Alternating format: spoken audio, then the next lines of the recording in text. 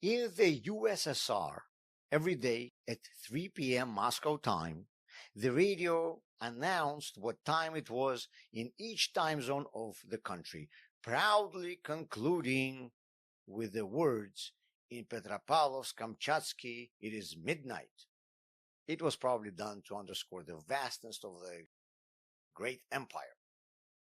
And here sits a drunk guy near his radio, listens to all this, and after the presentation is finished, he says, "Such a chaos in the country. Why can't they get their act together?" We understand why there were 10 time zones in the Soviet Union that stretched across 2 continents. But why are there so many different opinions of rabbis in Judaism? Let's try to figure it out. All observant, or orthodox as they call them, Jews live by one book, the Code of Jewish Law, Shulchan Aruch, that was written in the 16th century. The Shulchan Aruch itself, obviously, is based on the Talmud and the works of great rabbis who lived before the time of its writing, such as Rambam, Yitzhak, Alfasi, and so on. In those years, in the 16th century, there was already a difference between Sephardic and Ashkenazic communities in small details of their observances. So Shulchan Aruch records these distinctions. We have already talked about how the division to Sephardim and Ashkenazim occurred in the first place in other videos. The Sephardic traditions are written by Yosef Karo, who lived in Tzfat, in the land of Israel, and he was the main author of Shulchan Aruch.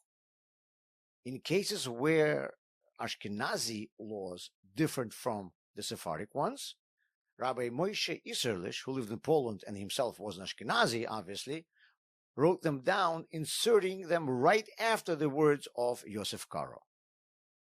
Thus, Shulchan Aruch became, on one hand, a single book on which all observant Jews rely, and on the other hand, the first work of its kind that officially underlined the distinction between Sephardim and Ashkenazim. Although these differences are usually in small details, they do exist.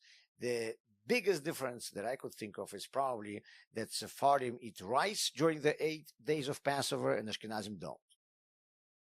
So you'll ask me, so now all Sephardim follow one set of laws and Ashkenazim another set of laws, and there's no arguments within the Sephardic community and no arguments within the Ashkenazi community, right? Well, of course we do have arguments. We are Jews. In every law, in every field of science, there's a range of what is considered correct.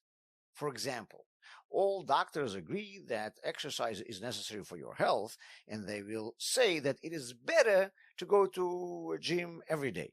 But every other day is also okay. So one person, having heard this, will exercise every morning, and another person will go to exercise only every other day. They both follow the same medical advice, but differently.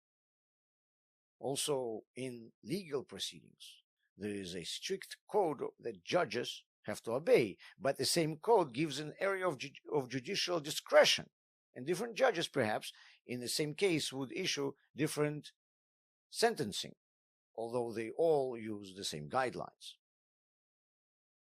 So is Shulchan Aruch. It often provides a range of what is permitted, while it strictly defines how everyone must act. It is also saying in some details that it is better to do this, but if you do that, it is also going to be okay. And just like there are people who go to gym more often than others, among observant Jews, there are also those who will adhere to a stricter opinion and others who will adhere to a more lenient one.